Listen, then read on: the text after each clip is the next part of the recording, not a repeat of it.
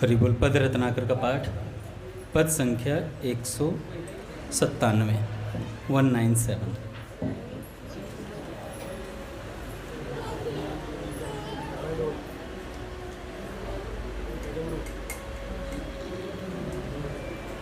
राधा माधव माधव राधा, छाए देश काल सब और। पद संख्या 197, 197।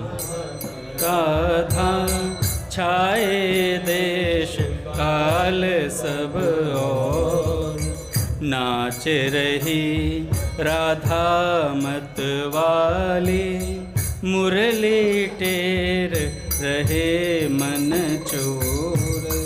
नाच रही राधा मत वाली, मुरली टेर रहे मन चोर। देखो सुनो सदा सब में सर्वत्र भरे, दोनों रस धाम।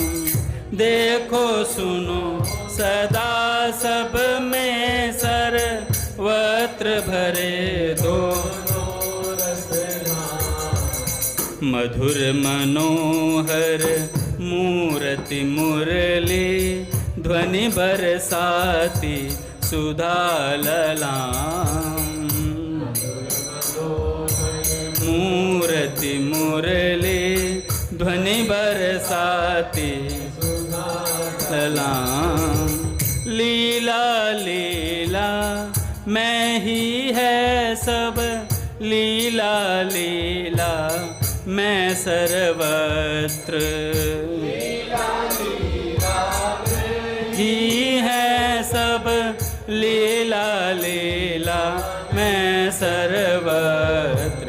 लीला लीला मैं ही रहते, करते लीला विविध विचित्र। लीला लीला मैं ही रहते, करते लीला विविध विचित्र। नित्य मधुर दर्शन संभाषण, स्पर्श मधुर नित नूतन भाव।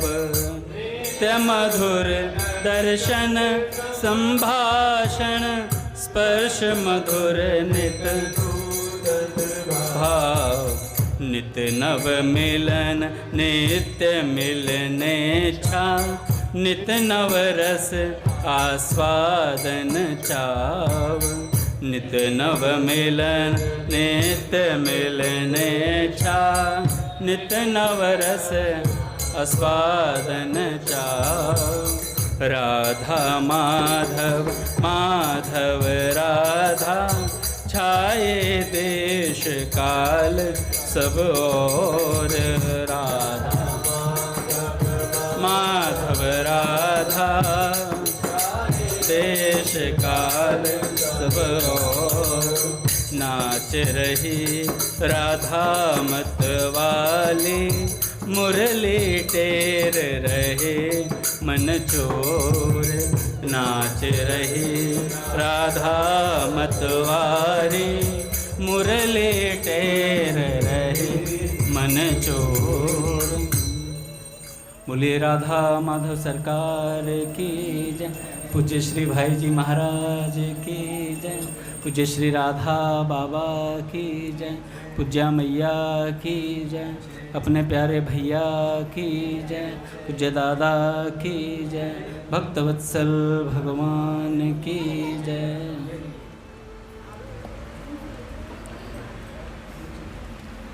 हरि बोल। बड़े सौभाग्य का क्षण है कि आज भी हमें सत्संग और कीर्तन का परम लाभ प्राप्त हो रहा है। अपने मोहताजी पिताजी जब गंगा तट पर शिव महिमन के बाद सत्संग कराते हैं तो यही पंक्ति कहते हैं कि बड़े सौभाग्य का क्षण है कि गंगा जी के किनारे सत्संग का लाभ मिल रहा है। पहले स्वामी जी के कुछ वचन सुनते हैं, उसके बाद संतों का कोई चरित्र सुनेंगे, कोई भक्त चरित्र सुनेंगे।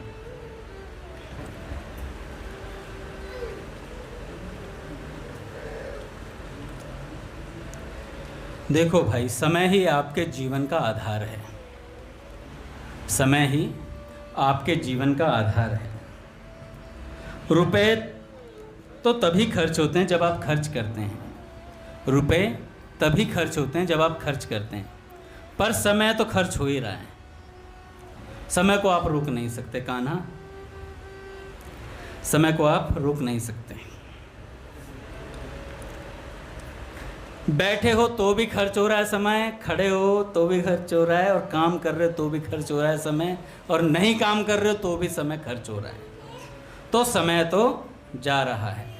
मृत्यु नज़दीक आ रही है, मौत नज़दीक आ रही है। जन्मदिन मनाते हैं ना कि आज मेरा बर्थडे है, तो 1 साल जीवन का कम हो गया। तो मौत निरंतर नज़दीक आ रही है, जिसमें एक क्षण का भी अंतर नहीं पड़ता। एक क्षण का भी अंतर नहीं पड़ता। चाहे काम धंधा कर लो, चाहे भजन कर लो, चाहे समाधि लगा लो, समय तो दनादन जा रहा है भाई। समय तो दनादन जा रहा है। समय समाप्त होते ही उसी क्षण मरना पड़ेगा आशीष, उसी क्षण मरना पड़ेगा। तुरंत यम के दूत आएंगे और ले जाएंगे उठा करके। ये नहीं पूछेंगे कि समय है या नहीं है। आप उस समय ये नहीं कह सकते मेरे पास मरने की फुर्सत नहीं है, कह रहे मार के ही ले जाएंगे तुझे, चिंता मत कर। फिर ऐसा कोई बल नहीं है जिससे हम जी सकें। ऐसा अपने जीवन का खास समय जा रहा है, उसे उत्तम से उत्तम कार्य में लगाना है। सेठ जी कहते हैं सबसे उत्तम कार्य है भगवान का भजन। सबसे कोई मुख्य कार्य है ना, वो भगवान का भजन है। इसके लिए सावधानी के सिवाय और कोई उपाय नहीं। अतः हरदम सावधान रहो। संतों ने कहा है दिल में जागृत रहिए बंदा, दिल में जागृत रहिए बंदा, हेत प्रीत हरि जन सु करिए, पर हरिये दुख द्वंदा। हम क्या कर रहे हैं इसका नतीजा किसको भोगना पड़ेगा। हम क्या कर रहे हैं इसका नतीजा किसको भोगना पड़ेगा। हमको ही भोगना पड़ेगा।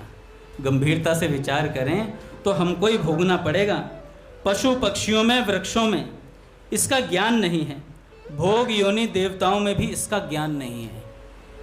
देवता भी भोग भोगने में लगे हुए हैं महाराज, उच्च कोटि के। वे भी कलयुग में अवतार लेना चाहते हैं, क्योंकि कलयुग में भगवान सस्ते में मिल रहे हैं। कलयुग में भगवान सस्ते में मिल रहे हैं। तो देवताओं को भी ज्ञान नहीं है। अपने स्वार्थ और अभिमान का त्याग करके दूसरों का हित करने की योग्यता केवल मनुष्य में ही है। अगर वह दूसरों का हित, दूसरों की सेवा नहीं करता तो यह बड़ी भारी गलती है। भगवान को याद करने का और दूसरों की सेवा करने का अवसर दूसरी जगह मिलेगा नहीं भाई, यह अवसर चूके नहीं। अगर आप यह काम कर लेते हैं तो बड़ा काम कर लिया। समय सार्थक बनाने वाले को पश्चाताप नहीं करना पड़ता, समय बर्बाद करने वाले को पश्चाताप करना पड़ता है। कि सो परत्र दुख पावै, सिर धुनि धुनि पछताई, काल ही कर्म ही ईश्वर ही मिथ्या दोष लगाई। जो अपना समय व्यर्थ खो देता है वह बहुत बड़ा नुकसान करता है। जो समय भगवान के चिंतन के लिए है वह भोगों के चिंतन में लगता है। जो समय दूसरों का हित उपकार करने के लिए है वह दूसरों के अहित अपकार में लगता है। वह बड़े भारी नुकसान की बात है भाई, वह बड़े भारी नुकसान की बात है। इस नुकसान से बचो और सावधान रहो। पशु को भी अगर सावधान किया जाए तो खड़ा रहता है। कुत्ते को सिखा दिया जाए, कुत्ते से कह दिया जाए यहीं रहना है टॉमी, तो यहीं वहीं खड़ा रहेगा। और हम मनुष्य होकर के ऐसा काम कर रहे हैं कि हम सावधान नहीं हो पा रहे हैं। पशु को भी अगर सावधान किया जाए तो सावधान हो जाता है। ऊंट को सावधान सावधान कह दो तो वो अखड़ता नहीं है, स्खलित नहीं होता। गधे को बचो बचो कह देने से ठीक चलने लगता है। गधे को बचो बचो कहने से गधा ठीक चलने लगता है। मनुष्य को तो अपने आप से सावधान होना चाहिए। कही हुई बात का अर्थ तो पशु भी समझ लेते हैं। जैसे प्रेरणा करने पर घोड़े और हाथी सवार को लेकर चलते हैं, परंतु बुद्धिमान लोग बिना कही हुई बात को भी संकेत मात्र से समझ लेते हैं। जैसे उदाहरण देता हूँ रासबिहारी भैया, द्रौपदी जी का चीरहरण हो रहा है, दुशासन 10,000 हाथियों की जो पावर होती है ना, उस बल से साड़ी को खींच रहा है। द्रौपदी ने पांडवों की तरफ देखा, भीष्म पितामह जी बैठे हैं, द्रोणाचार्य जी बैठे हैं, कृपाचार्य जी बैठे हैं, बड़े बड़े महारथी बैठे हैं वहां पर, सबकी तरफ देखा है। तो जब सबकी तरफ देख लिया तो किसी से कोई आशा नहीं, तो कृपाचार्य जी की तरफ देखा तो कृपाचार्य जी ने एक उंगली ऊपर की तरफ कर दी। वहां पर संत कह रहे थे कृपाचार्य कृपा नहीं करेंगे तो और कौन कृपा करेगा, क्योंकि वो आचार्य हैं, आचार्य का काम है संकेत करना बस। तो जैसे ही द्रौपदी जी को संकेत किया है ऊपर की तरफ, तो द्रौपदी समझ गई कि एक भगवान ही रक्षा कर सकते हैं। बस इतनी सी बात साधक को समझनी है। जब गुरुदेव संकेत करें कि भाई भगवान की तरफ चलना, तो संकेत साधक को समझ में आना चाहिए। समझ में नहीं आ रहा है तो हमारी कमी है, हम अभी दूसरों की तरफ देख रहे हैं। दूसरों की तरफ ना देख करके अपने गुरुदेव के संकेत को समझो कि भैया जल्दी जल्दी।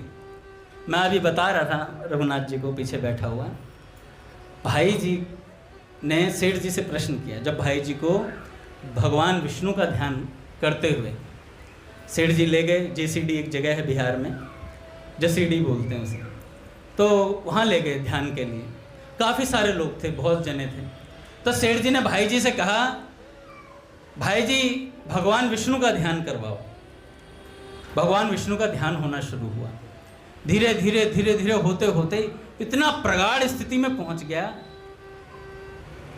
कि सेठ जी ने कहा क्या दिख रहा है हनुमान? तो भाई जी ने कहा कि भगवान साक्षात सामने खड़े हैं सेठ जी। तो सेठ जी ने कहा कि क्या करना चाहते हो तुम? कह रहे मैं तो प्रणाम कर रहा हूँ। सेठ जी ने कहा पैर छू लो, तो तत्काल चरण छू लो भगवान के। और तत्काल चरण छुए भाई जी ने। और वहाँ पर जितने भी लोग थे ना, किसी को प्रकाश दिखा, किसी को बहुत सुंदर सुगंध आई, है ना, पर भाई जी को साक्षात दर्शन हुआ। तो भाई जी ने सेठ जी से बोला एक दिन कि भाई जी, सेठ जी, इतने लोगों के सामने भगवान ने मुझे दर्शन दिया, सबके सामने इस बात को करने का क्या मतलब है? मतलब सबके सामने घटना घटी। तो सेठ जी ने कहा कि हनुमान, भगवान को जिससे काम करवाना होता है ना, उसके जीवन में कुछ विलक्षणता उत्पन्न कर देते हैं भगवान चाहते हैं तुझसे कुछ काम करवाना, मेरे जाने के बाद तू ही सब कुछ करेगा, इसलिए भगवान ने तुझे दर्शन दिया है, तुझे कुछ करने की क्षमता प्रदान करी है।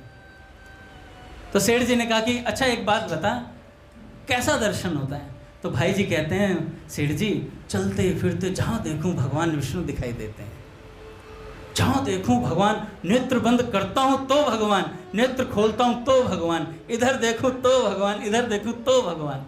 तो भगवान विष्णु का चलते फिरते सेठ जी को, भाई जी को ध्यान होता था। तो सेठ जी कहते हैं ये तो ध्यान की प्रगाढ़ अवस्था है हनुमान, ये ध्यान की प्रगाढ़ अवस्था है। इतने में गोपाल जी नाम के परिकर थे वहीं पे। गोपाल जी नाम के परिकर ने कहा सेठ जी से, सेठ जी मेरे को इतना कुछ तो आता नहीं है, आप कुछ कृपा कर दो तो हमें भी भगवान का दर्शन प्राप्त हो जाए। तो सेठ जी ने कहा अगर भगवान ने मुझे ऐसी सामर्थ्य दी होती तो कोई बात ही नहीं थी, जबकि सब सामर्थ्य है सेठ जी के पास। सेठ जी कह रहे मुझको सामर्थ्य दी होती तो कोई बात ही नहीं थी, पर आप सब भक्त लोग प्रार्थना करो भगवान से कि मुझे ऐसी सामर्थ्य दे दें तो कोई कसर नहीं छोड़ूंगा गोपाल, कोई कसर नहीं छोड़ूंगा, सबको भगवान मिलवा दूंगा। सेठ जी ने करा भी ऐसा। जब भगवान प्रकट हुए सेठ जी के सामने, भगवान ने कहा, सेठ जी ने बोल दिया कि हमें तो दर्शन चाहिए ही नहीं था। भगवान ने कहा मुझे कुछ काम करवाना इसलिए दिया है दर्शन, इसलिए दर्शन। निष्काम प्रेमी है सेठ जी, एकदम ठसाठस भरे पड़े भगवत प्रेम से भी। हम सोचते हैं ज्ञान की प्रतिमूर्ति हैं। सेठ जी कहते थे एकांत में जो मजा है ना कीर्तन करने का और भगवान के लिए आंसू बहाने का, वो सब लोगों के बीच में नहीं है। सेठ जी कहा करते थे एकांत कमरे में जाकर खूब रो, छिक्कर रो भगवान के लिए। भगवान का कोई चित्र ऐसा सामने रख लो जो बहुत प्यारा लगता हो और उसके सामने अपना हृदय खोल कर रख दो भगवान के सामने कि नाथ मैं ऐसा हूँ। तो सेठ जी ने कहा कि भाई मेरे को सामर्थ्य प्रदान कर दो, तो खुली छूट है। तो भगवान ने कहा सेठ कुछ मांग ले मुझसे। सेठ जी ने कहा मुकरोगे तो नहीं? भगवान ने कहा जन कहूँ कछु अदेह नहीं मोरे, कोई ऐसी चीज़ नहीं है जो मैं दे नहीं सकता सेठ। तो सेठ जी ने कहा सबका कल्याण कर दो, जीव मात्र का कल्याण कर दो। भगवान ने कहा भाई प्रकृति हिलडुल जाएगी, इसमें कुछ चेंज कर ले अपने इसमें। तो सेठ जी ने कहा कि भाई आप जब कुछ मांगा वो दे नहीं सकते, फिर क्या कहते हो जन कहूँ कछु अदेह नहीं मोरे। भगवान ने कहा देख ये तो कर नहीं सकता, एक काम कर देता हूँ, जो तेरा दर्शन कर लेगा उसका कल्याण हो जाएगा। जो तेरा दर्शन और 3 दिन 3 रात गीता भवन में रह लेगा उसका कल्याण हो जाएगा। तो सेठ जी ने कहा चलो ये भी ठीक है। तो सेठ जी भैया जहाँ जाते थे चलते फिरते सत्संग के भभका थे सेठ जी, जहाँ खड़े हो जाते थे वहीं सत्संग हो जाता था, वहीं सत्संग होता था। 2 से 4, 4 से 6, 6 से 8, 8 से 10, 10 से 12, 12 से 2 और 4 बजे नित्य स्तुति में सेठ जी। ये नहीं पता होता था सेठ जी सोते कब हैं, 4 बजे नित्य स्तुति में भी पहुंच जाते थे। ऐसे सेठ जी कहते हैं कि भाई बड़े घर के जो लड़के होते हैं ना उनको चाव होता है बड़ी गाड़ी रखने का, बढ़िया कपड़े पहनने का, हर चीज़ बढ़िया करने का। तो ऐसे ही अपने भी एक चाव है, अपने भी एक शौक़ है, बड़े घर के लड़कों के शौक़ होते हैं ना, तो ऐसे अपने भी एक शौक़ है सत्संग करने का। ऐसा सत्संग का चाव होता था भैया स्वामी जी महाराज का। सुनो, सेठ जी के शिष्य समझ लो एक तरीके से, सेठ जी को गुरु मानते थे स्वामी जी। स्वामी जी 2 दिन बाद कहीं से आए और एकादशी पड़ गई थी और फिर अगले दिन भी भोजन नहीं कर पाए थे किसी कारण से। तो रात्रि के 8 बजे गीता भवन में पहुंचे, 7:45 के आसपास। पूज्य दादा को प्रणाम। तो रात्रि के 8 बजे उसमें पहुंचे गीता भवन में, और जैसे ही थाली लगाई, थाली लगाते ही स्वामी जी महाराज ने कहा कि भाई प्रसाद लाओ। प्रसाद जैसे ही लेने लगे तो एक सत्संगी आके कहता है महाराज जी सेठ जी का सत्संग शुरू हो गया है। तो स्वामी जी ने कोर यहाँ तक ले गए थे, उल्टा थाली में रख दिया। कह रहे भोजन तो फिर पाल, 2 दिन के भूखे हैं, कुछ नहीं पाया है। और स्वामी जी ने कोर उल्टा रख दिया, कहा कि ये कोर तो दोबारा भी पाल लूँगा, पर सेठ जी का दोबारा सत्संग नहीं मिलने वाला है, सेठ जी का सत्संग दोबारा नहीं मिलने वाला है। तो ऐसे सेठ जी, तो मैं बता रहा था कि गोपाल जी नाम के एक परिकर थे सेठ जी के और भाई जी के। तो उन्होंने कहा कि सेठ जी मेरे को भगवान की प्राप्ति करा दो। सेठ जी ने कहा कि भाई मेरे पास ऐसी सामर्थ्य नहीं है, तुम प्रार्थना करो भगवान से कि मुझे ऐसी सामर्थ्य दे दें कि मैं सबका कल्याण कर दूं। तो गोपाल जी ने बोला सेठ जी मजाक मत करो मेरे से आपके पास तो सारे सामर्थ्य है, आप तो तत्काल कल्याण कर सकते हो। तो भाई जी ने कहा कि सेठ जी बात तो सही कह रहा है गोपाल गोपाल बात तो सही कह रहा है। तो सेठ जी ने कहा कि देखो भाई कल्याण तो हो जाए, मैं कल्याण का रास्ता बता सकता हूँ, संतों के पास रास्ते होते हैं भगवान के पास पहुँचाने के। तो सेठ जी ने कहा कि जिस तरीके से मैं गोपाल जी आपको देख रहा हूँ ना, जो तीव्रता आपके भीतर भगवान को पाने की होनी चाहिए वो तीव्रता आपके अंदर नहीं है अभी। तो गोपाल जी ने कहा सेठ जी वो तीव्रता कैसे होगी? तो सेठ जी ने कहा कि भाई सत्संग और कीर्तन से वो तीव्रता पैदा होती है, निष्ठापूर्वक सुनो वो तीव्रता पैदा हो जाएगी। और रही बात कल्याण की, वो तो हुआ पड़ा है, वो तो हुआ पड़ा है। तो ये वार्ताएं सेठ जी, भाई जी, स्वामी जी महाराज, स्वामी रामसुखदास जी महाराज, ये सब लोग संत आपस में बैठ के भी चर्चा करते थे। राघव जी आप एक पुस्तक पढ़िएगा अंतरंग वार्तालाप, इतनी सुंदर पुस्तक है। आपस में संतों की वार्तालाप कैसे होती है, बड़ा विलक्षण भाव रहते हैं, एक दूसरे से बात करते हैं। ऐसे ही हम साधकों को भी आपस में बैठकर कुछ सत्संग की वार्ता करनी चाहिए, है ना। जब भी मिले, एटलीस्ट मंदिर में मिले तो कम से कम सत्संग की वार्ता करी जाए। पहली बात तो मेरा ये आग्रह रहता है कि जिस दिन संडे हो उस दिन प्रयास करें कि हम यहाँ पर आ जाएं, 8 बजे तक भी आ जाएं। सब कामों के लिए समय है लेकिन केवल भगवान के लिए समय नहीं है। बड़ा विचित्र अनुभव होता है इस बात का। मैंने एक सज्जन से पूछा, एक भक्त से पूछा, अभी भी वो है नहीं, वो चले गए शायद।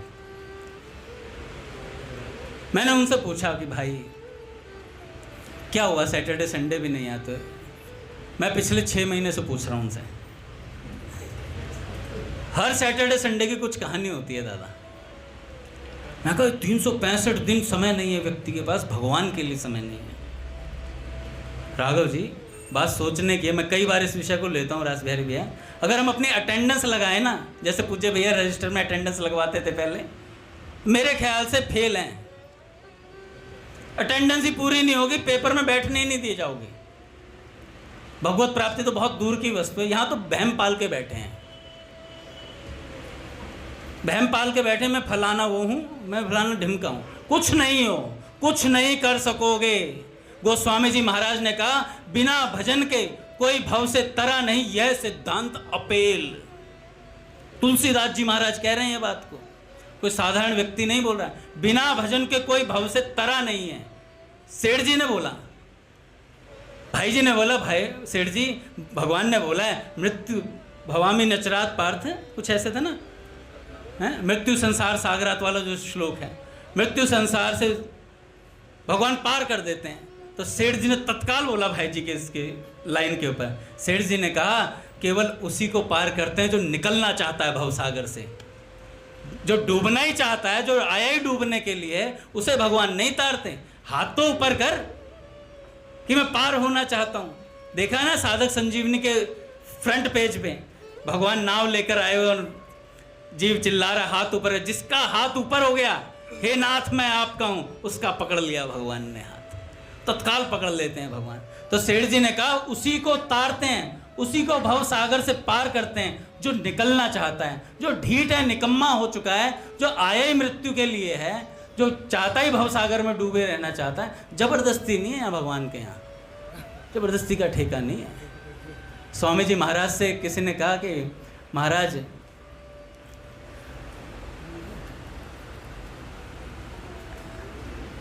चोर डकैत की बात चल रही थी, तो एक सज्जन ने पूछा, महाराज भगवान जबरदस्ती क्यों नहीं कल्याण कर देते हैं? जब भगवान को पता है इसका कल्याण इसी चीज में है, तो भगवान जबरदस्ती कल्याण क्यों नहीं कर देते हैं? तो स्वामी जी महाराज ने कहा कि भगवान कोई चोर डकैत थोड़े ही है, जबरदस्ती का काम थोड़ी है यहाँ पर।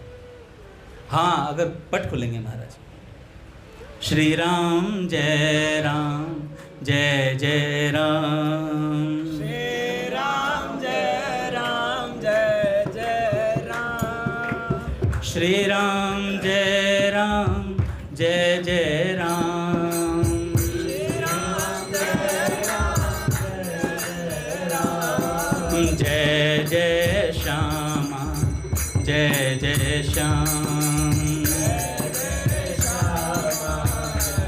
जय श्याम, जय जय श्यामा जय जय श्याम, जय जय श्यामा जय जय श्याम, जय जय श्री वृंदावन धाम, जय जय श्री वृंदावन धाम, जय बरसाना जय नंदगांव, जय बरसाना जय नंदगांव, पावन राधे तेरो नाम, पावन राधे तेरो नाम, श्री यमुना जी ललित राम, यमुना जी ललित ललाम। बोले राधा माधव सरकार की जय।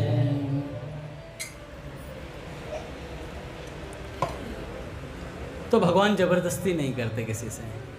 हाँ, अगर कोई ये कह दे नाथ मैं आपका हूँ, आपकी शरण में हूँ, तो भगवान कहते हैं नून नुच तो नहीं करेगा।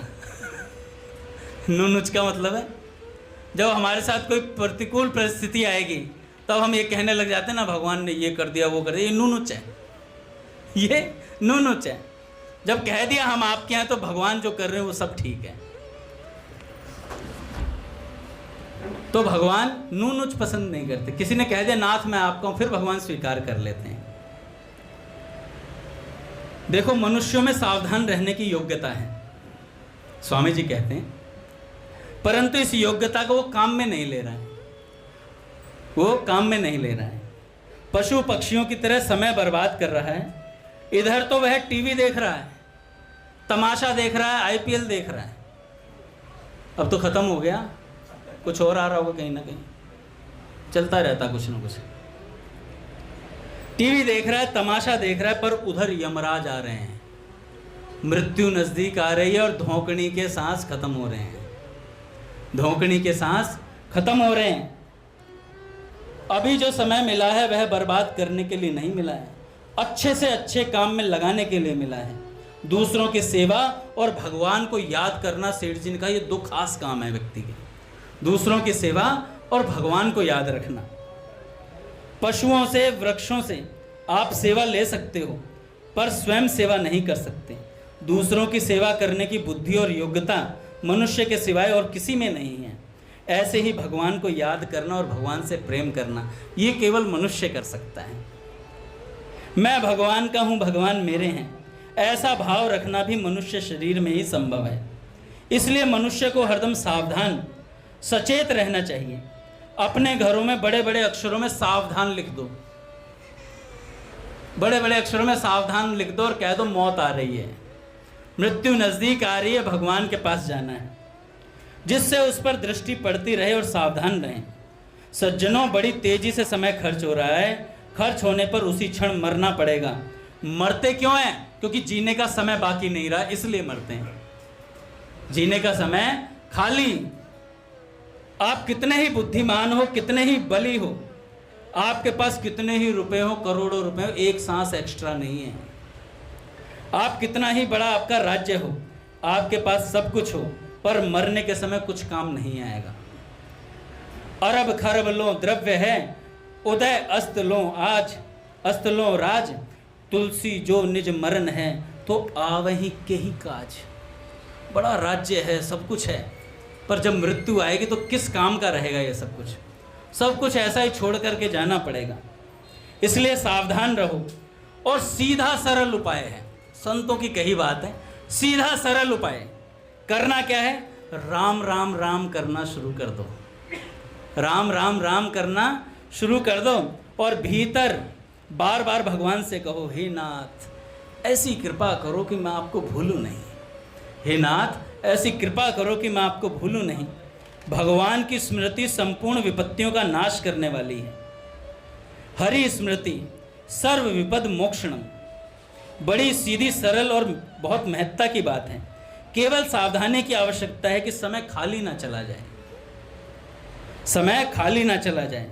एक नाम का उच्चारण कर सकें उतना समय भी अगर खाली चला गया तो बहुत बड़ी हानि है। एक साधक ने कहा, राम राम भीतर से करें या जबान से करें? एक साधक ने पूछा स्वामी जी से कि राम राम भीतर से करें या जबान से करें? स्वामी जी कहते हैं, चाहे भीतर से जपो चाहे जबान से जपो, किसी भी तरह नाम जपो, नाम छूटने ना पावे। किसी तरह से आपका मन, आपकी वाणी भगवान में लग जाए, इसके लिए कोई समय और मुहूर्त नहीं देखना है। मनुष्य शरीर मिल गया तो मुहूर्त मिल गया भैया, मनुष्य शरीर मिला तो मुहूर्त मिल गया।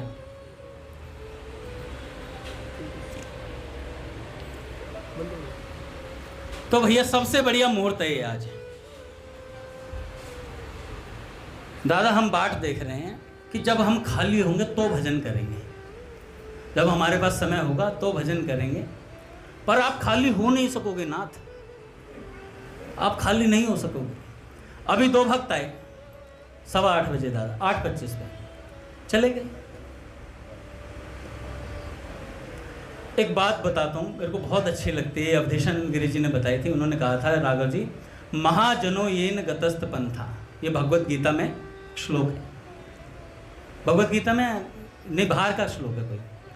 तो उन्होंने बोला कि जैसा जैसा बड़े लोग करते हैं वैसा वैसा छोटे फॉलो करते हैं, जैसा जैसा ज्ञानी लोग करते हैं वैसा वैसा छोटे फॉलो करते हैं। जब हम ही 8:25 पर आएंगे, पहली बात तो हम कहने लायक नहीं रहेंगे किसी को, ठीक है। और छोटा बच्चा भी सोचेगा यही समय होता होगा, सत्संग में चले जाते हैं, ऐसे ही जाते होंगे, ऐसे ही जाते होंगे सत्संग छोड़ करके। इतनी महत्ता है कि हफ्ते में एक बार आ जाओ सत्संग में, तो छोटा भी ये सोचेगा इतनी ही महत्ता है कि एक बार जाओ सत्संग में हफ्ते भर में। तो जैसा जैसा आप करोगे वैसा वैसा छोटा फॉलो करेगा। छोटे भक्त भी वैसी सीख सीखेंगे हमसे। हमारे भीतर त्वरा रहेगी भगवान के लिए, तो आप देखोगे आपके नीचे वालों में भी त्वरा पैदा हो जाएगी अपने आप। एक बालक आता है छोटा सा, मैंने अभी देखा तो वो माला लेकर के आता है छोटा सा, अभी पता नहीं है नहीं चला गया, नहीं तो सत्संग सुनता है वो बच्चा। दादा वो बच्चा इतना सिंसियर है, छोटे से उसे नज़र ना लगे भगवान कभी, क्योंकि ऐसे बहुत से छोटे रहे जिन्हें नज़र लग गई। हमारे गणपति भैया बैठे हैं, नाम इसलिए ले रहा हूँ तो बुरा मानेगा तो भी मना लूँगा तुझे हाथ पैर जोड़ के, ठीक है। ये जब आते थे बाल भक्त ओम प्रकाश जी का चरित्र चलता था, ये लिखता था बच्चा भैया के सत्संग को, ये आगे बैठ करके लिखते थे। नींद आती थी तब भी ज़बरदस्ती आगे बैठ करके सत्संग लिखने का प्रयास करता था, लिख करके ले जाता था कि मैं प्रयास करूँगा ऐसा ऐसा करने का। ऐसे बहुत छोटे छोटे बच्चे हुए हैं हमारे यहाँ, पर जैसे जैसे बड़े होते हैं उन्हें हवा लग जाती है, क्योंकि बड़ों को हवा लग गई है। बड़े हवा में तो छोटे हवा में होंगे ही होंगे भाई, हमारे आचरणों पर ही वो चलेंगे। मैं सेवा नहीं करता हूँ, मुझे पता है, मैं कोई प्रोग्राम है मैं सेवा नहीं करता हूँ तो मेरे इर्द गिर्द रहने वाला भी सेवा नहीं करेगा। अब दादा सेवा करते हैं, चैतन्य महाप्रभु सेवा करते हैं, महादेव जी सेवा करते हैं, राधे श्याम जी सेवा करते हैं, राधा चरण जी सेवा करते हैं, इनके इर्द गिर्द रहने पीयूष प्रभु सेवा करते हैं। खाली बैठ के दिखाए कोई इनके बगल में, खाली है तो इस लकड़ी पे चढ़ और उतर चढ़ और उतर, खाली नहीं बैठने दूंगा। एक दिन दादा श्यामाचरण प्रभु यहाँ सफाई कर रहे थे, एक बार पोछा लगा रहे थे। हाँ, शाम का समय था, बहुत साल पहले की बात होगी, शाम का समय था। मैं आया तो मैंने देखा पोछा लगा रहा, तो मैंने सत्संग में बात सुनी थी जब कोई सेवा करता हो तो उसका हाथ बटाना चाहिए साथ में। तो मैंने कहा चल एक बार अप्लाई कर लेते हैं, वैसे तो मैं बोलने का ही हूँ, करने का नहीं हूँ। तो मैंने कहा श्यामाचरण प्रभु लाओ मैं पोछा लगाता हूँ। मैंने कहा इसे रेस्ट मिलेगा बेचारे को। मैं पोछा लगाने लगा, मैंने सोचा अब क्या सेवा करेगा, झाड़ू लग चुकी है, पोछा ही तो लगाना है, पोछा मैं लगा देता हूँ। लगाने लगा, वो ये साफ करने लगा, ये यूँ मिट्टी यहाँ से। मैं कहा ये बंदा खाली नहीं बैठ सकता। एक शब्द आता चुल, ये चुल सब में होने चाहिए। जिसमें सेवा की है वो सेवा करता रहे, हैं। सत्संग की भी चुल होनी चाहिए, कीर्तन की भी चुल होनी चाहिए। सत्संग, सेवा, सुमिरन और सावधानी, चार चीज बहुत सुंदर चीज है। ये चारों चीज हो जाए तो काम बन जाए, तो खाली नहीं बैठ सकता। जैसे एक बार वो अपने पागल बाबा थे ना, मैं और मोहन भैया मिलने गए, तो उनके कुटिया पे उनका जो घर था उसमें चले गए। तो वहाँ पर बैठे तो एक सुअर उनके गेट पे राघव जी यूं मुंह मार रहा भीतर भीतर। तो क्या कहते हो अपने शिष्य, कहते हैं ते सारे में लठ, या तो लट्ठे ही टूटेगा या यही टूटेगा। ते सारे में लठ, खाली मत जानती है। एक जाट था,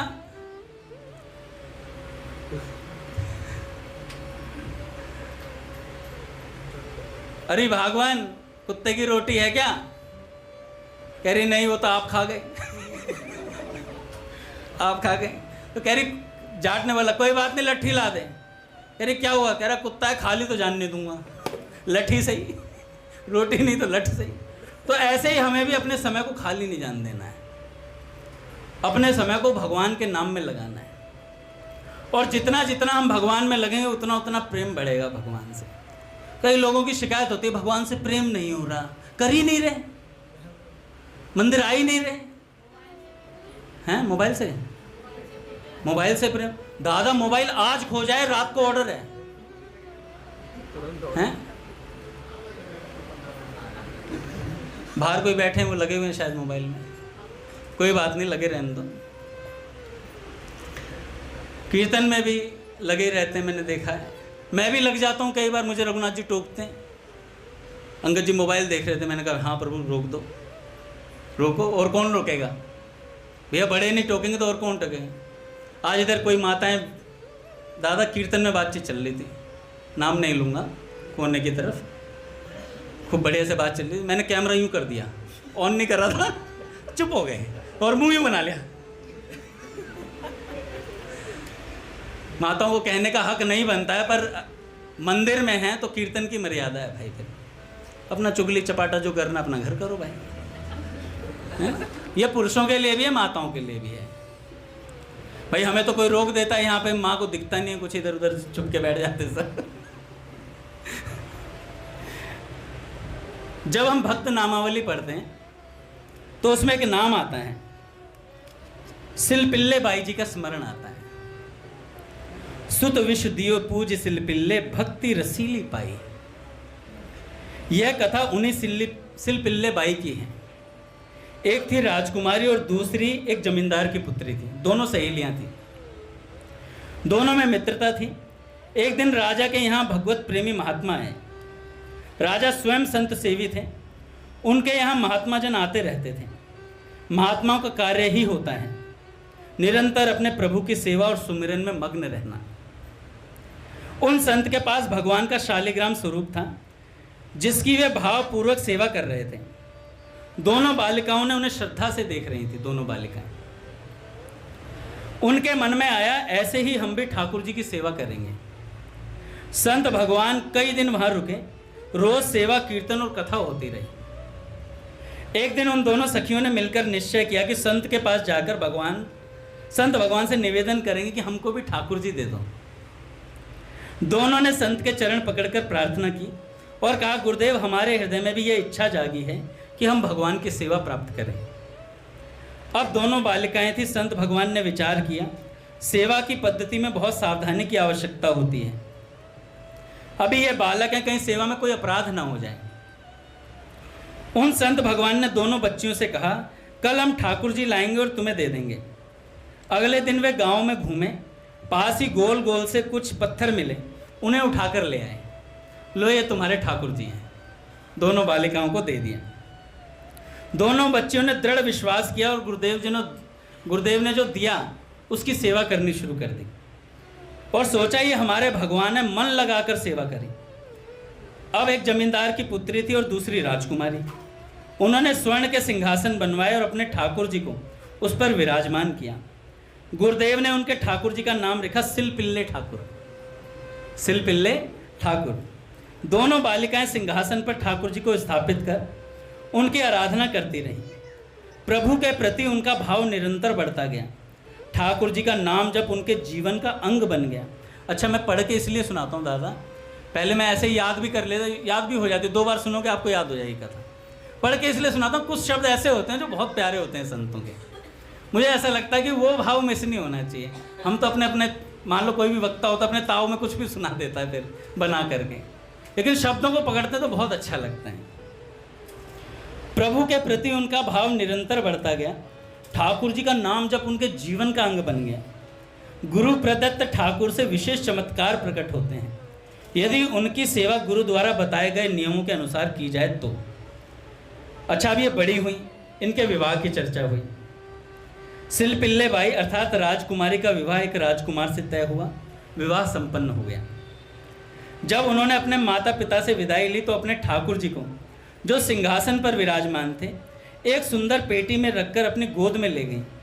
उनका हृदय भीतर ही भीतर जल रहा था। प्रभु, मैंने तो आपको ही अपना प्रियतम माना है। संसार के व्यवहार में यह व्यक्ति मेरा पति कहलाता है, परंतु मेरे हृदय के प्रियतम तो आप ही हैं। 2 प्रियतम कैसे हो सकते हैं? मैंने तो आपको ही समर्पण किया है। इन्हीं विचारों में डूबी हुई वह बड़ी उदास थी। वे पालकी में बैठी थी। उनके साथ राज सैनिक चल रहे थे। राजकुमार घोड़े पर आगे आगे था।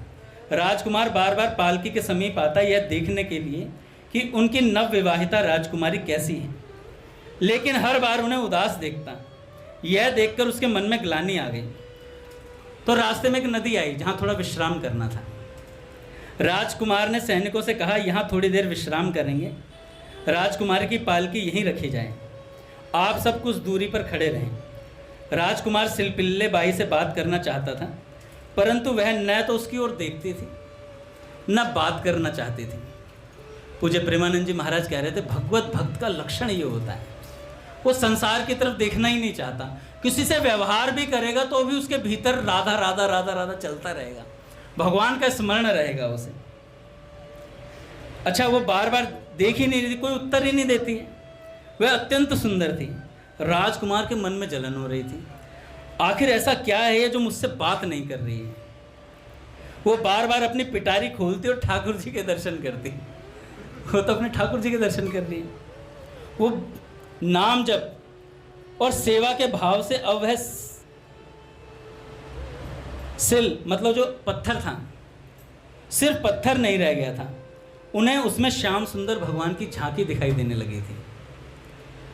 जब भी वे अपने सिल पिल्ले ठाकुर जी को देखती, उन्हें ललित त्रिभंगी श्री श्याम सुंदर की मोहनी मूर्त दिखाई देती। उनका हृदय ठाकुर जी से अत्यंत आसक्त हो गया। संपूर्ण प्रीति, संपूर्ण समर्पण। अब राजकुमार समझ गया कि ये सिलपिल्ले बाई और उसके बीच में जो दूरी है ये इसकी वजह से है। ये जो पत्थर सा लेके घूम रही है ये इसकी वजह से है। उसने कुछ दासियों को बुलाया और कहा, इन्हें बातों में उलझाओ और वो पिटारी मुझे दो जो ठाकुर जी की इनकी ठाकुर बटवा हैं। वे दासियां प्रवीण और चतुर थीं। उन्होंने सिलपिल्ले बाई को विनोद भरी बातों और हंसी मजाक में उलझाने की कोशिश की, परंतु बाई तो सदा की तरह उदासीन ही रही। फिर भी एक दासी ने धीरे से उनकी गोद से वह पेटी ले ली और राजकुमार को दे दी। राजकुमार ने कहा, यही तो वह चीज़ है जो हमारे और तुम्हारे बीच में बाधा बनी हुई है। यह कहकर उसने पेटी नदी में फेंक दी। अब जो पीड़ा सिलपिल्ले बाई के हृदय में उठी वह असहनीय थी। उनका हृदय तड़प उठा। वे अत्यंत व्याकुल हो गए। राजकुमार ने तुरंत सैनिकों को आदेश दिया और सिलपिल्ले बाई को पालकी में बिठाकर महल में ले गए। महल में पहुंचकर बाई ने कहा, यदि मेरे ठाकुर जी नहीं तो मैं भी नहीं। मैं आज से अंजल का त्याग करती हूँ। यदि ठाकुर जी मेरे समीप नहीं होंगे तो मैं अपने प्राण त्याग दूंगी। आज से एक बूंद पानी भी नहीं पीऊंगी। कैसे लूं? मैंने तो हर निवाला अपने ठाकुर जी को भोग लगाकर ही पाया आज तक, और अब मेरे ठाकुर जी को नदी में फेंक दिया गया। यह मैं सहन नहीं कर सकती। अब राजकुमार भयभीत हो गया। पूरा महल इस विषाद से भर गया कि नई राजकुमारी ने प्राण त्याग दिए तो लोक समाज क्या कहेगा। सब यही कहेंगे कि नई राजकुमारी ससुराल गई और वहाँ के लोगों ने ऐसा निर्दयी व्यवहार किया कि उसने प्राण त्याग दिए। राजकुमार ग्लानि से भर गया। वह सिलपिल्ले बाई के सामने घुटने पर आ गया और बोला, मैं आपको दुखी नहीं करना चाहता था, लेकिन मैं आपको छोड़ भी नहीं सकता। कृपया आप ही कोई उपाय बताइए जिससे आप मुस्कुरा दें और प्रसन्न हो जाएं। तो बाई ने शांत और दृढ़ स्वर से कहा, हम अपने ठाकुर जी के बिना जीवित नहीं रह सकते। यदि आप हमें जीवित देखना चाहते हैं तो हमारे ठाकुर जी ला दीजिए। अब ठाकुर जी को तो नदी में फेंक दिया गया था, वे वापस कैसे आ सकते थे। फिर भी राजकुमार अपने पारिवारिक जनों के साथ नदी के तट पर पहुंचा और ढूंढने का प्रयास किया। सिलपिल्ले बाई ने शांत स्वर में कहा, अच्छा तो तुम यह देखना चाहते हो कि मेरे ठाकुर जी मुझसे कितना प्रेम करते हैं। उसने दोनों हाथ आकाश की ओर फैलाए और आर्त भाव से पुकार उठी, हे गोविंद, आपके बिना मैं जीवित नहीं रह सकती। यदि आप सचमुच मेरे प्रियतम हैं तो प्रकट होकर मुझे अपने दर्शन दीजिए। उसकी यह प्रार्थना हृदय की गहराई से निकली थी। उसके शब्दों में समर्पण था, वेदना थी और प्रगाढ़ प्रेम था। और तभी नदी के जल से प्रकाश उत्पन्न हुआ। उस प्रकाश में सिंहासन सहित सिलपिल्ले ठाकुर जी प्रकट हो गए और आकाश मार्ग से उड़ते हुए सीधे सिलपिल्ले बाई की छाती से लग गए आकर के। यह चमत्कारी दृश्य देखकर सारा परिवार स्तब्ध रह गया। राजकुमार की आंखों से आंसू बहने लगे। वह सिलपिल्ले बाई के चरणों में झुक गया और बोला, अब मैं समझ गया, मैं जीवन भर आपकी आज्ञा में रहूंगा। राजकुमार ने कहा, मैं आपकी आज्ञा में रहूंगा, जैसा आप कहेंगी वैसा ही करूंगा। मैंने आज सच्चा प्रेम और सच्चे प्रभु को देखा है।